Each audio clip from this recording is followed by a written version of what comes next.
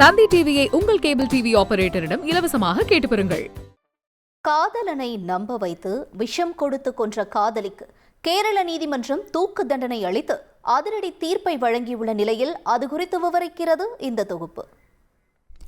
காதலன் மரண படுக்கையில் இருந்த போது கூட தனது காதலிக்கு தண்டனை கிடைத்துவிடக்கூடாது என்பதற்காக அவரது பெயரை தனது மரண வாக்குமூலத்தின் போது கூட சொல்லவில்லை என நீதிபதி கூறியது காதலனின் பெற்றோர்களுக்கு கண்ணீரை வரவழைத்தது.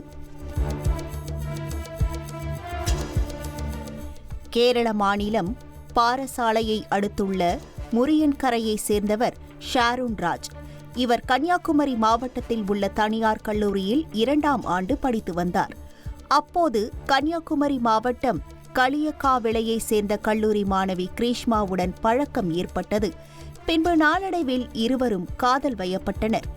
இருவரும் பல்வேறு இடங்களுக்கு ஒன்றாக சுற்றி வந்த நிலையில் திடீர் திருப்பமாக கிரீஷ்மாவுக்கு அவரது பெற்றோர்கள் இராணுவ அதிகாரி ஒருவருக்கு திருமணம் செய்து கொடுக்க நிச்சயதார்த்த ஏற்பாடுகளை முன்னெடுத்துள்ளனர். இதற்கு கிரீஷ்மா சம்மதம் தெரிவித்ததைத் தொடர்ந்து ஷாரோனிடம் இருந்து விலக முயன்றிருக்கிறார். ஆனால் ஷாரோன் இதற்கு உடன்படவில்லை என்று கூறப்படுகிறது. இதே நேரத்தில் திருமண ஏற்பாடுகளுக்காக கிரீஷ்மாவின் ஜாதகத்தை அவரது பெற்றோர்கள் ஜோதிடர் ஒருவரிடம் காண்பித்த போது கிரீஷ்மாவின் முதல் கணவர் உயிருடன் இருக்க மாட்டார் என்று கூறியிருக்கிறார். மேலும் 2ஆவதாக வரும் கணவருடன் தான் அவர் வாழ்வார் எனவும் தெரிவித்திருக்கிறார். இதனைத் தொடர்ந்து காதலன் ஷாரோனை ரகசிய திருமணம் செய்து கொண்டு அவரை நம்ப வைத்த கிரீஷ்மா யாரும் இல்லாத நேரத்தில் தனது வீட்டிற்கு ஷாரோனை வரவழைத்து கஷாயத்தில் விஷத்தை கலந்து கொடுத்து இருக்கிறார். இதனை குடித்த ஷாரோன் 1 வார காலம் மருத்துவமனையில் சிகிச்சையில் இருந்து வந்த நிலையில் சிகிச்சை பலனின்றி உயிரிழந்தார். இது தொடர்பாக வழக்கு பதிவு செய்த போலீசார் கிரீஷ்மா, தாய் சிந்து, தாய்மாமன் நிர்மல்குமார் உள்ளிட்ட 3வரை கைது செய்தனர். தொடர்ந்து இந்த வழக்கு சிபிஐ விசாரணைக்கு மாற்றப்பட்டது. இந்த நிலையில் குற்றப்பத்திரிகை தாக்கல் செய்யப்பட்டு விசாரணை முடிந்த நிலையில் கடந்த வெள்ளிக்கிழமை வழக்கை விசாரித்த நெய்யாற்றிங்கரை நீதிமன்றம் கிரீஷ்மாவை குற்றவாளி என அறிவித்தது.